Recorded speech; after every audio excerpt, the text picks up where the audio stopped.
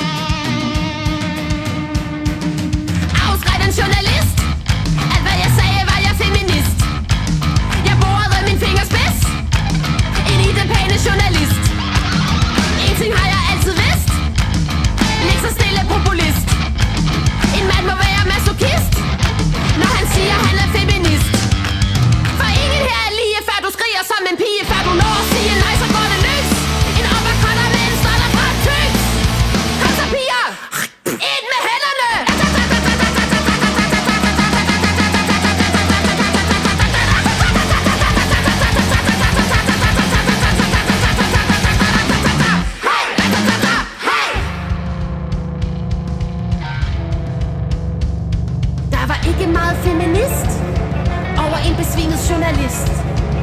Så hellere leve som turist end at prøve en med fingerspids. Det var faktisk rimelig trist. Undskyld, sagde han til sidst.